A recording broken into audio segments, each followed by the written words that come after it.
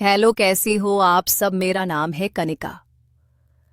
मेरे हुलिये से तो समझ ही गए होंगे कि मैं कैसे मूड में हूं। आज एक प्यारी सी लव स्टोरी सुनाती हूं, लेकिन उससे पहला यूट्यूब को बोल के नीचे कुछ बटन लगवाए हैं। आप लोगों के लिए जैसे लाइक है, सब्सक्राइब है, उसका उपयोग करें। अपने सुझाव दे, कमेंट करें। डिसलाइक का बटन गलती से लग गया है, उसे ना दबाए, पाप पड़ेगा। चलो कहानी की शुरुआत करते हैं। कहानी का टाइटल है दिल को छू ही गया था। मुंबई शहर जो कभी सोता नहीं पर इश्क में अक्सर जागता है। आशना मेहता 34 साल की इवेंट मैनेजर है, जिंदा दिल चुलबुली जो इश्क को किताबों में ढूंढती है। रयांश मल्होत्रा 27 साल का सॉफ्टवेयर इंजीनियर है, शांत और सीरियस टाइप, जिसे लगता है कि प्यार बस फिल्मों की चीज है। मुंबई की बारिश कभी अचानक आती है और कभी लोगों की जिंदगी में तूफान बनकर। ऐसा ही एक दिन था, जून की पहली बारिश। आशना मेहता ऑफिस से निकली ही थी कि बादल बरस पड़े। एक हाथ में लैपटॉप बैग, दूसरे में मोबाइल, और चेहरा वैसा जैसे अभी अभी किसी फिल्म का सीन शूट हुआ हो। उसकी फ्रेंच ब्रेड जैसी पतली सी छतरी उस मूसलधार बारिश के आगे बेबस थी। ओए बारिश, इतना इमोशनल क्यों हो रहा है कि यार? उसने आसमान की ओर देखकर मुस्कुराते हुए कहा। बस स्टॉप तक दौड़ते हुए जब वो पहुंची तो वहां खड़ा था रयांश मल्होत्रा, सिर झुकाए, फोन में कुछ स्क्रॉल करता हुआ और एयरपॉड्स में खोया हुआ। एक्सक्यूज मी, थोड़ा साइड मिल सकता है? आशना ने कहा। रयांश ने सिर उठाया। सामने खड़ी लड़की की आंखों में कुछ था, जैसे उसमें बारिश की चमक बस गई हो। उसके होठों पर हल्की सी मुस्कान थी और आंखों में एक शरारती सी चमक। हाँ हाँ जरूर।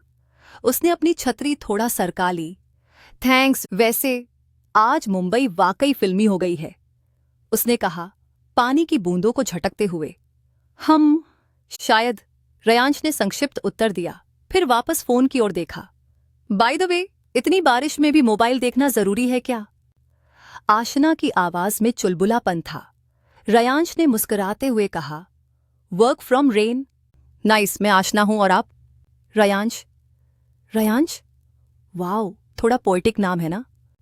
सुना तो है पर मतलब नहीं जानता। उसने कंधे उचकाए। मुझे पता है, रयांश का मतलब होता है प्रेम का एक रूप। अच्छा नाम है, शायद इसलिए आप बारिश में भी इतने शांत हो। रयांश थोड़ी देर तक उसे देखता रहा। पहली बार किसी ने यूं नाम से कहानी बना दी थी। बारिश रुकी नहीं, पर बातें बढ़ने लगीं। उस बस स्टॉप पर आधे घंटे में ही कुछ ऐसा हो गया जिसे किसी अपने से अजनबी से मिलना कहते हैं। अगले दिन आशना फिर उसी बस स्टॉप पर थी, इस बार जानबूझकर 15 मिनट पहले। वो जानती थी रयांश वहीं मिलेगा, और वो मिला भी। अरे वाह, आज तो आप टाइम से पहले। रयांश ने हल्की मुस्कान के साथ कहा, मैं तो हमेशा टाइम पर रहती हूं, बारिश लेट हो जाती है। उसके बाद यह रोज का सिलसिला बन गया। बारिश के बीच उन दोनों की एक प्यारी सी आदत बन गई थी। रोज मिलना, हल्की फुल्की बातें, कभी कॉफी, कभी यूं ही पैदल चलना। एक दिन आशना ने पूछा, तुम इतने शांत क्यों हो रयांश, जैसे अंदर कुछ छुपा रखा हो? शांत रहने में ही सुकून है, और कुछ बातें दिल में रखी जाएं तो वो ज्यादा खास लगती हैं। तुम्हें प्यार हुआ है कभी? नहीं, हुआ होता तो अब तक बता दिया होता। हम। आशना चुप हो गई, लेकिन उसके दिल में कुछ हिला। रयांश को ये सब नया नया लग रहा था। जो लड़का लोगों से दूर रहता था, वो अब एक लड़की के लिए टाइम देखने लगा था। और आशना, जो हर किसी से हंसकर बात करती थी, अब उस एक शख्स के सामने चुप भी हो सकती थी। एक हफ्ते बाद, रयांश, कल मेरा बर्थडे है, एक छोटा सा डिनर प्लान कर रही हूं, आओगे? उसकी आंखों में उम्मीद थी। पता नहीं, तुम जानती हो मैं बहुत सोशल नहीं हूं। मैं समझती हूं, लेकिन अगर तुम नहीं आओगे तो केक में स्वाद नहीं आएगा। शाम को बर्थडे पार्टी में जब सब दोस्त जुटे थे, रयांश आखिरकार आ गया। शर्ट के ऊपर जैकेट, हाथ में एक छोटी सी डायरी और एक कार्ड। तुम आ गए? आशना की आंखें चमक उठीं। हाँ, और ये तुम्हारे लिए।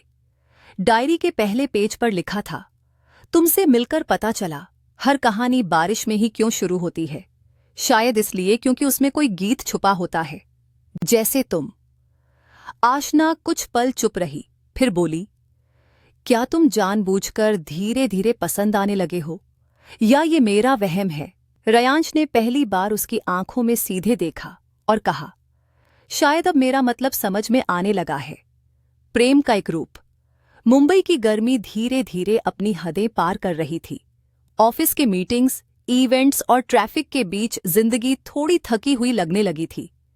एक दिन आशना ने कहा, रयांश, चलो कहीं भाग चलते हैं।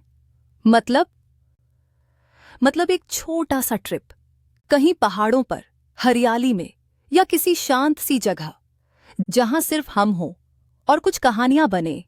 ये अचानक से ही तो तुम ज्यादा अच्छे लगते हो। रयांश मुस्कुरा पड़ा। उसकी दुनिया में स्पॉन्टेनेसिटी नाम की कोई चीज नहीं थी, लेकिन आशना के साथ हर पल कुछ नया था। अगले हफ्ते दोनों निकल पड़े महाबलेश्वर की ओर। हरे भरे पहाड़, बादलों में छुपी सड़कें और वो छोटी सी होमस्टे जहां सिर्फ 2 कमरे थे। पहला दिन बारिश की तरह बीता, बिना छतरी, बिना समय की परवाह के। आशना कभी चाय का कप लेकर बालकनी में बैठ जाती और रयांश को कहानियां सुनाती, तो कभी वो दोनों साथ पहाड़ी रास्तों पर पैदल चल देते। रयांश, पता है, मैं पहले भी यहां आई थी। अकेले नहीं, दातिया आप आई थी मम्मी पापा के साथ। उस वक्त ये पहाड़ सिर्फ हरियाली थे, अब इनमें तुम हो। रयांश के दिल में कुछ हिला। दूसरे दिन उन्होंने वेन्ना लेक की सैर की। नाव में बैठकर आशना ने कहा, चलो कुछ गेम खेलते हैं। मैं एक सवाल पूछूंगी, तुम्हें सच सच जवाब देना होगा। ठीक है। पहला सवाल, क्या तुम्हें कभी किसी से प्यार हुआ है? रयांश थोड़ी देर चुप रहा। शायद एक बार, पर वो प्यार नहीं था, बस एक आदत बन गई थी जो चली गई। और अब तुमसे डर लगता है। क्यों? आशना ने हैरानी से पूछा।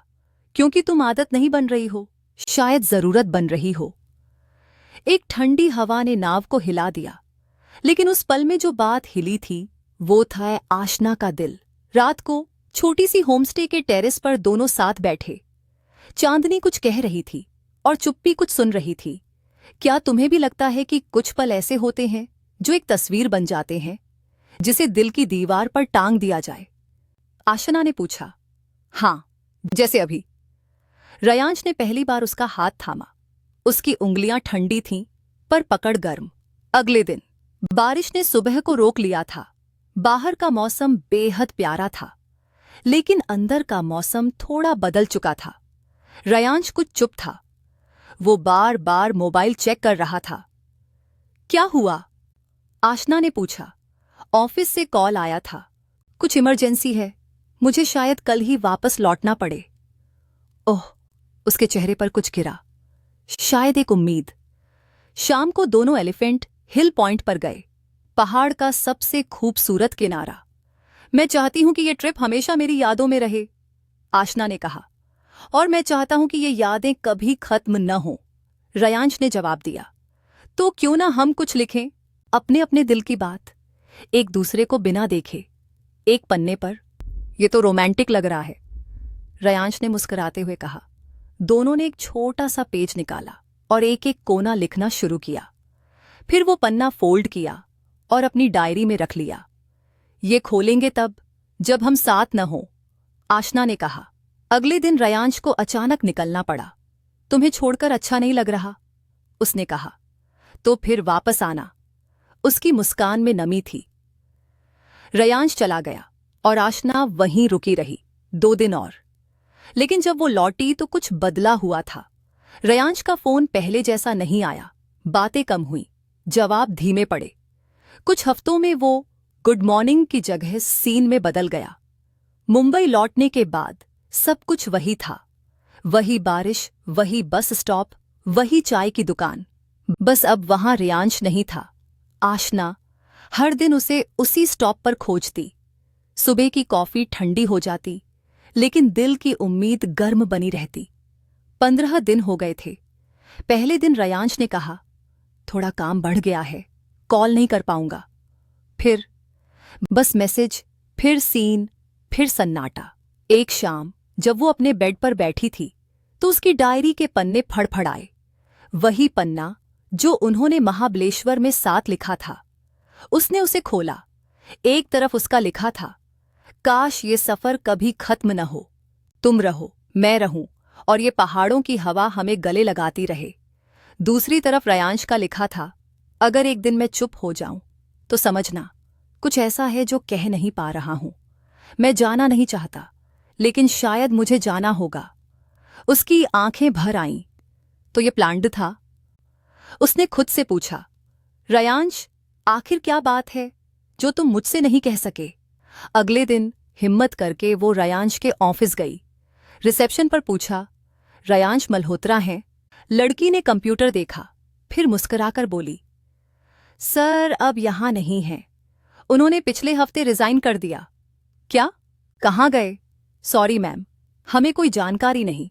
अब आशना के सामने सिर्फ सवाल थे, क्या वो भाग गया? क्या वो सच में प्यार करता था या कोई मजबूरी थी? और रात को वो उसके इंस्टाग्राम पर गई। रयांश _ प्रोफाइल एक्टिव थी, पर कोई नई पोस्ट नहीं। अचानक उसने देखा एक पुरानी पोस्ट, एक लड़की के साथ जिसकी आंखें रयांश से मिलती थीं। Caption, because some bonds are forever, miss you दी। तारीख थी पिछले साल की। उसने उस लड़की की प्रोफाइल खोली। रिया मल्होत्रा, कैंसर फाइटर, 1993-2023। आशना को समझ नहीं आया, क्या ये रयांश की बहन थी?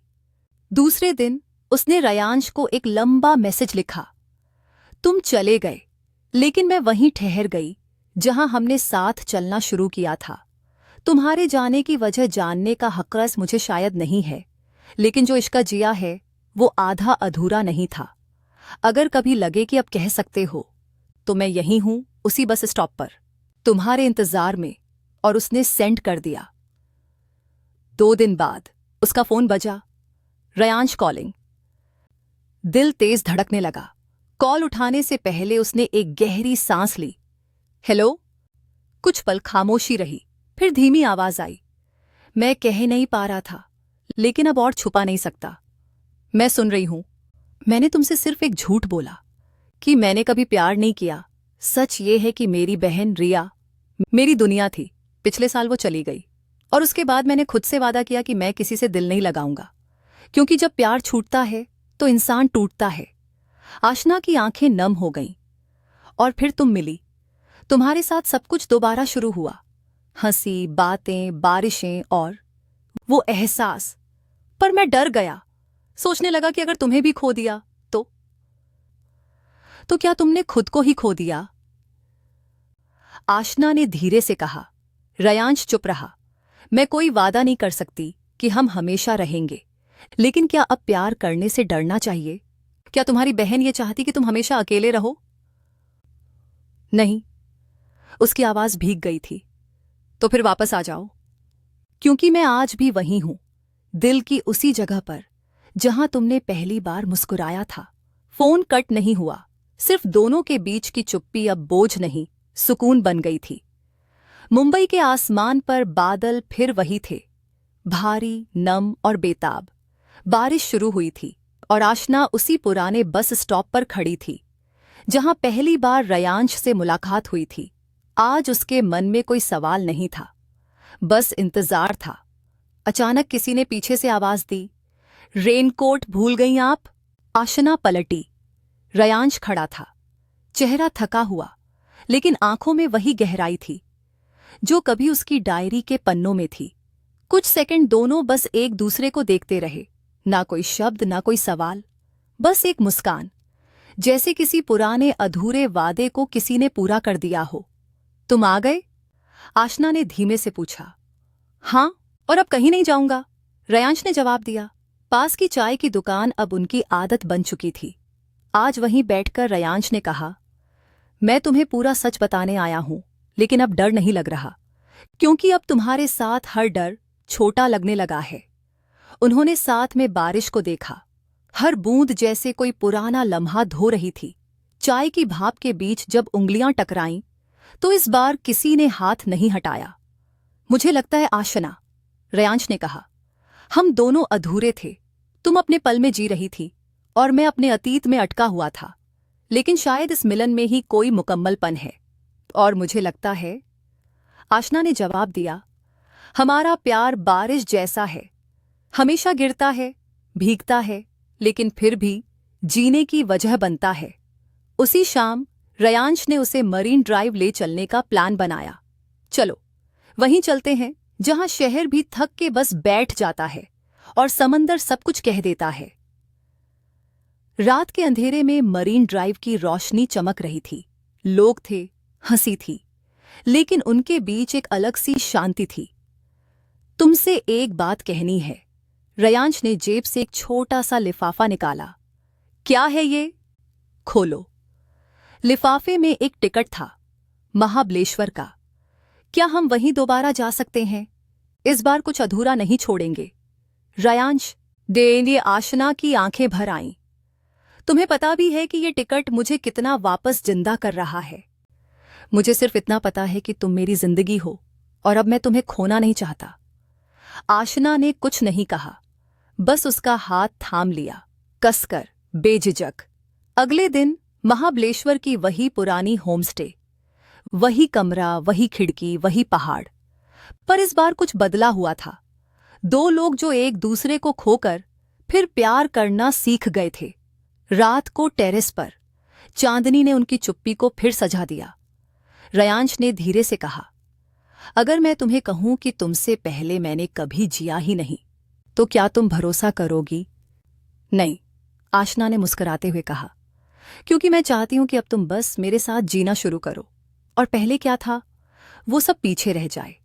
दोनों ने साथ बैठकर वो पुराना पन्ना दोबारा पढ़ा और इस बार नीचे लिखा, अब कोई अधूरा वादा नहीं, अब हम पूरे हैं एक दूसरे में। बारिश अब सिर्फ मौसम नहीं, इश्क की जुबान है। महाबलेश्वर से लौटे हुए कुछ हफ्ते हो गए थे। रेयांश और आशना अब हर सुबह एक दूसरे के गुड मॉर्निंग से शुरू करते और हर रात गुड नाइट पर मुस्कुराकर सोते। हर शाम मिलते, हंसते, झगड़ते और फिर एक दूसरे की बाहों में सुकून ढूंढ लेते, जैसे जिंदगी पटरी पर थी। एक सोमवार की सुबह जब आशना ऑफिस पहुंची तो उसकी मैनेजर ने कहा, कॉन्ग्रैट्स girl, you're shortlisted for the Singapore Event Director Program। 6 महीने की हाई प्रोफाइल ट्रेनिंग, पूरी कंपनी का प्रोजेक्ट लीड, बस तुम्हें जाना होगा अगले महीने। पहले तो आशना खुशी से उछल पड़ी, वाओ, ये तो मेरे करियर का सपना था। लेकिन उसी शाम जब वो रेयांश से मरीन ड्राइव पर मिली और उसे ये बताया, तो उसका चेहरा कुछ पल के लिए चुप हो गया। Singapore for 6 months? हाँ, मतलब एक ड्रीम प्रोजेक्ट है रेयांश, मेरे पूरे करियर की दिशा बदल सकती है इससे। हाँ, बिल्कुल, मैं खुश हूं। पर उसकी आंखें कुछ और कह रही थीं। अगले कुछ दिन कुछ अलग थे, ना वही एक्साइटमेंट, ना वही चुलबुलापन। तुम चुप चुप क्यों हो? आशना ने एक रात पूछा। मैं बस सोच रहा हूं कि इतने दिनों तक तुम्हारे बिना कैसे रहूंगा। मैं जा तो रही हूं, पर छोड़ थोड़ी रही हूं। ये तो बस एक सफर है, वापस आऊंगी ना। क्या सब वापस आता है आशना? तुम मुझसे डर क्यों जाते हो हर बार? रेयांश ने कुछ नहीं कहा, बस खामोश रहा। अगले दिन आशना को ऑन ऑफर लेटर मिल गया, बस दस्तखत करने थे।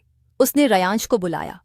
मैं चाहती हूं कि तुम मेरे साथ उस पल में रहो जब मैं ये साइन करूं, क्योंकि तुम ही हो जिसकी वजह से मैं खुद पर इतना भरोसा करती हूं। रेयांश ने लेटर देखा, फिर आशना को। उसकी आंखों में गर्व और डर दोनों थे।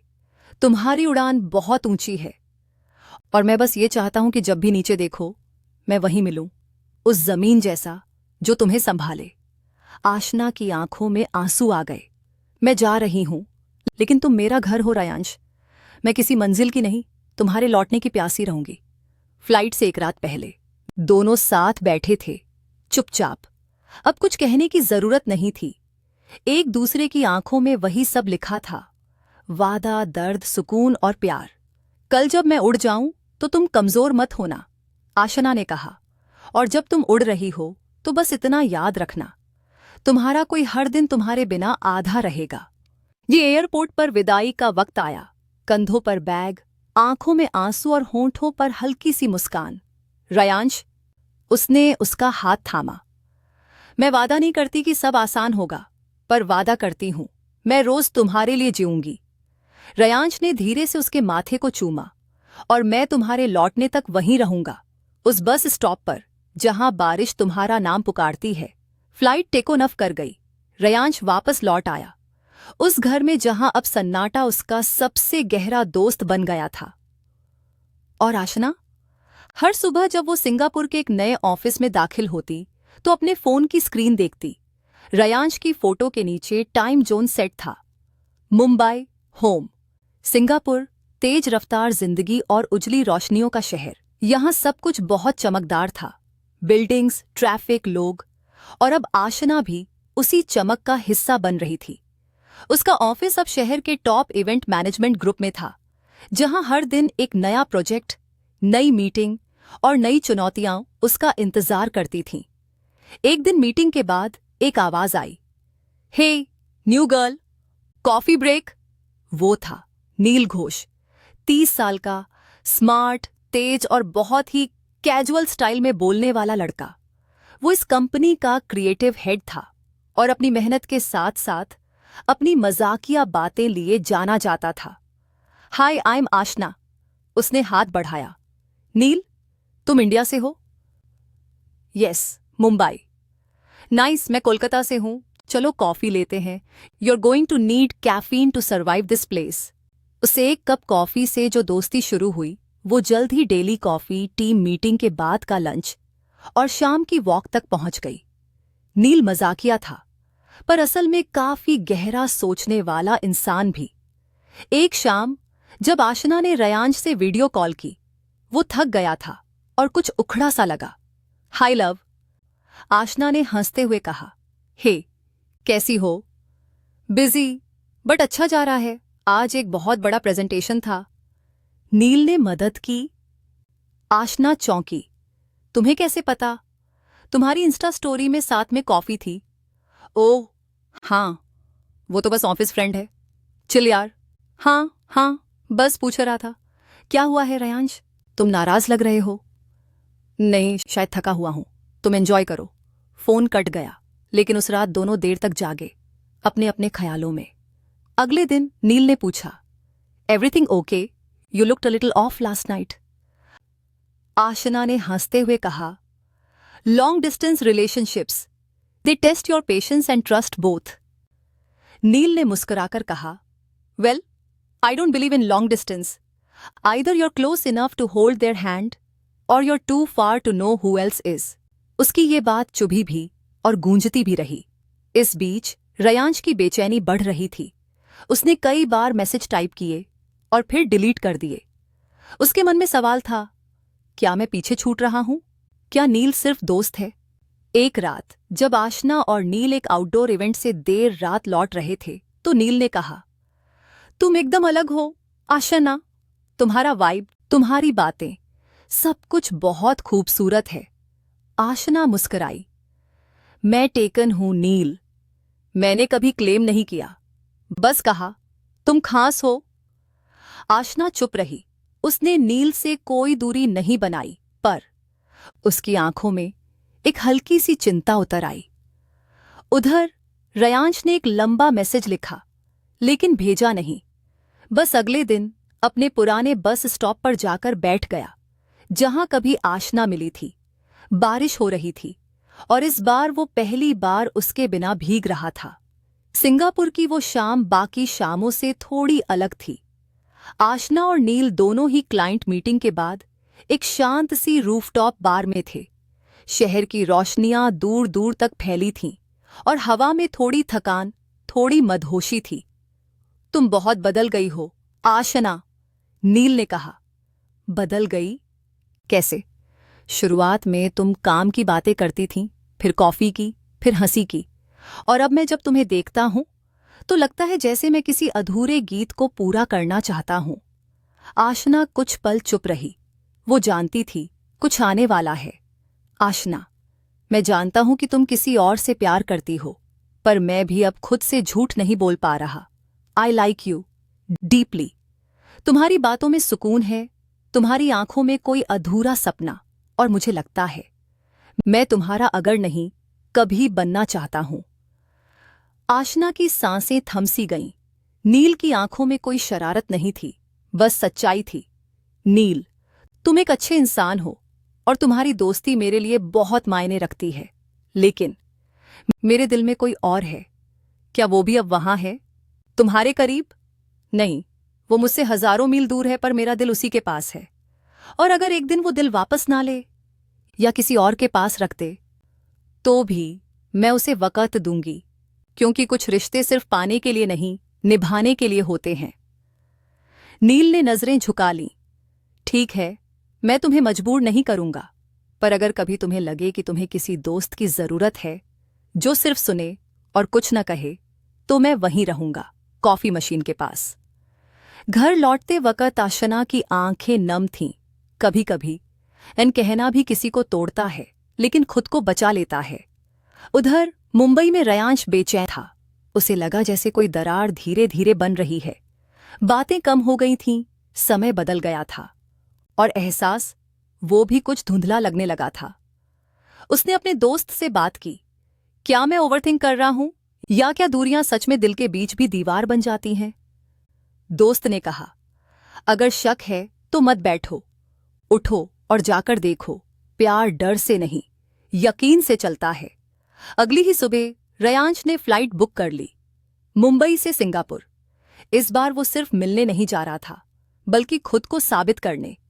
दूसरी तरफ आशना ने उसी रात रयांश को कॉल किया। आज कुछ हुआ जो तुम्हें जानना चाहिए। क्या? कोई था जिसने मुझसे वो कहा जो तुमने कभी नहीं कहा, लेकिन मैंने उसे वो जवाब दिया जो तुम्हारे बिना भी सिर्फ तुम्हारा था। क्या? मैंने कहा, मैं टेकन हूं और तुम अब सिर्फ नाम नहीं, मेरी पहचान हो। फोन पर चुप्पी छा गई। मैं सिंगापुर आ रहा हूं, रयांश ने कहा। क्या? कल सुबह। बस अब और इंतजार नहीं होता। मुझे नहीं पता हम क्या करेंगे, लेकिन मैं ये जानता हूं, मैं तुम्हारे साथ चलना चाहता हूं, हर हाल में। सिंगापुर एयरपोर्ट पर सुबह की पहली किरण के साथ रयांश खड़ा था। आंखों में नींद नहीं, बस बेचैनी थी। कंधे पर बैग, और दिल में वो सारे लम्हे जो उसने बिना आशना के जिए थे। जब दरवाजा खुला तो सामने खड़ी आशना की आंखें थोड़ी चौंकी, थोड़ी भीगी थीं। तुम सच में आ गए? हाँ, और इस बार कहीं नहीं जाऊंगा। दोनों कुछ पल तक एक दूसरे को बस देखते रहे, जैसे हजारों शब्द बिना कहे भी कहे जा चुके थे। अंदर आओ, आशना ने कहा, और रयांश उसके नए फ्लैट में दाखिल हुआ। सिंगापुर की ऊंची मंजिलों में बसा, पर बहुत सादा और आशना जैसा। कैसा लग रहा है? जैसे तुम्हारे पास आकर सब ठहर गया है, और तुम्हें देखकर लग रहा है कि शायद अब मैं रुक सकती हूं। उड़ने के बाद किसी की बाहों में उतरने जैसा सुकून। दोपहर तक दोनों बातें करते रहे। बीते महीनों की दूरी, मिसअंडरस्टैंडिंग्स, नील की बात और उस एक लम्हे का इजहार। मैं तुम्हारे पास हूं, लेकिन एक बात जानना जरूरी है, आशना ने कहा। क्या? क्या अब तुम भी तैयार हो मेरे साथ चलने के लिए? न सिर्फ इस शहर में, इस घर में, बल्कि उस रिश्ते में जहां तुम और मैं की जगह सिर्फ हम हो। रयांश ने उसके हाथ में हाथ रखा। मैं अब हर सुबह तुम्हारे बिस्तर पर बिखरे बालों के साथ उठना चाहता हूं, हर शाम तुम्हारे कप में बची कॉफी पीना चाहता हूं, और हर रात तुम्हारे माथे पर एक वादा छोड़कर सोना चाहता हूं। तो चलो, आशना मुस्कुराई। ये रात हमारी है, और सुबह से हमारी जिंदगी। उस रात कमरे में धीमी सी रोशनी थी, खिड़की से बाहर शहर की हल्की चमक, और अंदर सिर्फ दो धड़कनें। आशना रयांश के करीब आई। उसने उसकी शर्ट की कॉलर को पकड़ा और धीमे से कहा, इतना इंतजार करवाया है, अब पास आओ, बिना दूरी के। रयांश ने उसका चेहरा अपने हाथों में लिया। उनकी आंखें कुछ नहीं कह रही थीं, पर होंठ धीरे से एक दूसरे को पढ़ने लगे।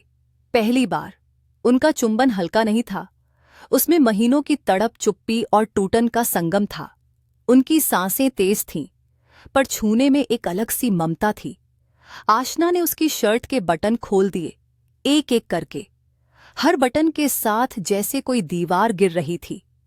रयांश ने उसे बाहों में उठाया और बेड तक लाया। उसने उसकी कमर पर हाथ रखा और अपनी उंगलियों से उसकी पीठ पर नाम लिखा, ए। उसके दिल के ठीक नीचे कमरे की हवा अब गर्म हो चली थी। उनकी सांसें लय में थीं, कभी तेज कभी धीमी, कभी होठों से सिसकारी बनकर निकलीं, कभी गले से सिसकियां बनकर। चादरें उलझीं, शरीर कांपे और मन पूरी तरह समर्पण में था। इस मिलन में कोई जल्दबाजी नहीं थी, बस एक शांत, सुंदर और गहरी यात्रा थी, जहां दो आत्माएं पहली बार पूरी तरह एक हो गई थीं। सुबह की पहली धूप जब खिड़की से आई तो दोनों एक दूसरे की बाहों में थे। तुमने कहा था तुम मेरा घर बनोगे, आशना ने कहा, और अब मैं कहता हूं, चलो इस घर को आधिकारिक बनाते हैं। चलो साथ में रहने का नहीं, साथ जीने का वादा करें। क्या तुम मुझसे शादी करोगी, आशना? जो उसने कुछ नहीं कहा, बस तकिए के नीचे से वो रिंग निकाल लाई जो उसने कभी रयांश के लिए रखी थी। मैं तो कब से तैयार थी, बस तुम आओ तो सही। सिंगापुर की वो सुबह अब सिर्फ धूप नहीं थी, वो एक नई शुरुआत की गवाह थी। रयांश और आशना अब सिर्फ प्रेमी नहीं थे, अब वो साथ जीने का वादा करने वाले जीवन साथी बनने वाले थे। लेकिन एक बात अभी बाकी थी, घर वालों को बताना। तुम्हारे पापा थोड़े स्ट्रिक्ट हैं ना? आशना ने पूछा। थोड़े? तुम उन्हें नहीं जानती, वो तो मेरी कॉफी की टाइमिंग भी पूछते हैं। और मेरी मम्मी, वो अब भी मानती हैं कि जो लड़का लड़कियों के सामने ज्यादा बोलता है वो ठीक नहीं होता। दोनों हंसते हैं, लेकिन दिल में एक हल्की सी घबराहट थी। पहले नंबर पर था रयांश का घर। मुंबई में एक साउथ बॉम्बे अपार्टमेंट में रहने वाले मल्होत्रा परिवार में संस्कार, स्टेटस और सोसाइटी तीनों का बड़ा असर था। रयांश ने वीडियो कॉल किया। पापा, मम्मी और बहन स्क्रीन पर आए। तो बेटा, कैसी चल रही है सिंगापुर की हवा? पापा बोले, अच्छी। और हाँ, मैं बताना चाहता हूं कि उसने गहरी सांस ली। मैंने एक लड़की से सगाई करने का फैसला किया है। मम्मी ने तुरंत कहा, सगाई? वो भी बिना हमें बताए? कौन है वो? आशना शर्मा, दिल्ली की है, मुझसे 1 साल छोटी है। हम साथ काम करते थे और अब साथ जीना चाहते हैं। स्क्रीन पर चुप्पी छा गई। पापा ने आखिर में कहा, बेटा, हमें तुमसे ये उम्मीद नहीं थी। हम चाहते थे कि तुम्हारी शादी हमारी पसंद से हो, तुम्हारी बिरादरी में, हमारे जैसे परिवार से।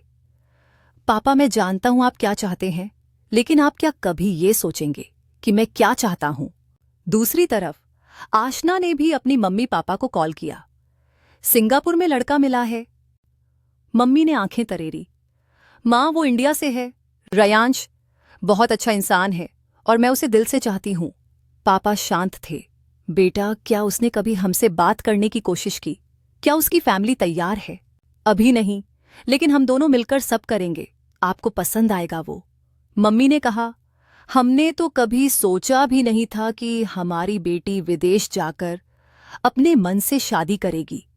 हमें थोड़ा वक्त दो समझने का। कुछ दिन दोनों परिवारों से बात होती रही। कुछ बातें तीखी थीं, कुछ बस चुप्पी में लिपटी हुई। एक शाम रयांश ने आशना को पकड़ा और कहा, कभी कभी मैं डरता हूं कहीं ये सब हमें तोड़ ना दे। नहीं रयांश, आशना ने उसका चेहरा थामा। हम दोनों मिलकर ये लड़ाई लड़ेंगे, जैसे अब तक लड़े हैं, प्यार से, इज्जत से और हिम्मत से। अंततः एक योजना बनी। दोनों एक साथ इंडिया आएंगे और एक छोटी सी मीटिंग रखेंगे जहां दोनों परिवार आमने सामने मिले। ना कोई जोर, ना बहस, सिर्फ खुला संवाद, दिल से। मुंबई के उपनगरीय इलाके में एक छोटा सा कैफे, जहां हल्की सी रिमझिम हो रही थी और दो परिवार, दो संस्कृतियां और दो दिल मिलने को तैयार थे। रयांश और आशना साथ बैठे थे। उनके बीच कोई घबराहट नहीं थी, बल्कि आंखों में उम्मीद थी। तुम्हारा हाथ थामकर बैठा हूं, आशना, रयांश बोला। चाहे जो हो, छोड़ूंगा नहीं, और मैंने दिल दे दिया है। अब कोई और राह ही नहीं है। सबसे पहले अंदर आए रयांश के मम्मी पापा, सूटेड बूटेड, थोड़े औपचारिक, पर चेहरे पर समझ की एक झलक। फिर आई मिनी, आशना की मम्मी, हल्की साड़ी में, और पापा, गंभीर पर सच्चे पिता की तरह भावनात्मक। नमस्ते, दोनों पक्षों ने धीरे से कहा। पहले कुछ मिनट ऑकवर्ड रहे, फिर अचानक रेयांश की छोटी बहन रिया ने माहौल हल्का कर दिया। तो भैया ने पापा से छुपाकर सगाई प्लान कर ली थी? वाह! सभी हंस पड़े। मम्मी ने पूछा, आशना बेटा, क्या तुम वाकई रेयांश के साथ सारी जिंदगी रहना चाहती हो? माँ जी, मैं उससे सिर्फ प्यार नहीं करती, मैं उसके साथ बुरा वक्त झेलने को भी तैयार हूं। और अगर कभी प्यार थोड़ा कम भी हुआ तो सम्मान और भरोसा मैं कभी कम नहीं होने दूंगी। पापा कुछ देर चुप रहे, फिर बोले, मैंने तुम्हें देखा, तुम्हारी बातों में सुना। तुम जैसी बेटी हमें मिल जाए तो शायद बेटा भी सुधर जाए। रेयांश की मां मुस्कुराई, और अगर हमारी बहू इतनी प्यारी है तो हमें और क्या चाहिए? बस एक वादा चाहिए कि तुम दोनों हर मुश्किल में एक दूसरे का साथ नहीं छोड़ोगे। वादा करते हैं, दोनों ने एक साथ कहा। फिर कैफे में चाय आई और बातें शुरू हुईं। सगाई कहाँ होनी है, शादी कितनी सिंपल रखनी है, कौन कौन आएगा, और फिर बातों बातों में एक नई शुरुआत की रेखा खिंच गई। कुछ हफ्ते बाद दिल्ली में एक छोटा सा गार्डन, हल्की धूप और फूलों की खुशबू। वहां एक सुंदर सा मंडप सजा था, सफेद फूलों, हल्के गुलाबी दुपट्टों और पीले कनेर से भरा। आशना हल्के लहंगे में, आंखों में काजल और होंठों पर मुस्कान लिए बैठी थी। रेयांश क्रीम रंग की शेरवानी में उसके पास आया। तुम इतनी खूबसूरत हो कि आज मुझे खुद पर जलन हो रही है कि मैं तुम्हारा हूं, और तुम इतने सच्चे लग रहे हो कि आज मैं पहली बार खुद पर गर्व कर रही हूं कि मैंने तुम्हें चुना। फेरे हुए, मंत्रों की आवाज, परिवार की आंखों में आंसू और दोस्तों की तालियां। सब कुछ जैसे किसी फिल्म की तरह खूबसूरत था, लेकिन असली। अब से तुम सिर्फ मेरी नहीं, मेरी जिम्मेदारी भी हो, रेयांश ने कहा। और अब से तुम सिर्फ मेरे प्यार नहीं, मेरे हमसफर हो, आशना ने जवाब दिया। कुछ देर बाद जब सब थककर जा चुके थे, रेयांश और आशना अपने कमरे में बैठे थे, थोड़े थके लेकिन दिल से हल्के। अब क्या? आशना ने पूछा। अब जिंदगी साथ में, हर सुबह, हर शाम, हर डर, हर ख्वाब। अब तुम सिर्फ नाम नहीं, मेरा पता बन चुकी हो। उस रात कमरे में कोई संगीत नहीं था, लेकिन जो था वो धड़कनों की लय, नजरों की भाषा और प्यार की परिपक्वता। रेयांश ने उसका माथा चूमा और धीरे से कहा, अब मैं कहीं और नहीं जाऊंगा, क्योंकि अब मेरा घर तुम हो। आशना ने उसकी उंगलियां थामी, और मैं अब हर दिन तुम्हारे नाम से शुरू करूंगी, क्योंकि अब मुझे किसी और से नहीं, तुमसे ही प्यार करना है, बार बार, हर रोज। तुम तक पहुंचने के लिए ही तो मेरी सारी राहें थीं। और कहानी खत्म। कहानी कैसी लगी कमेंट करके बताएं, और जुड़े रहे। मिलते हैं अगली वीडियो में, तब तक के लिए बाय बाय। और से की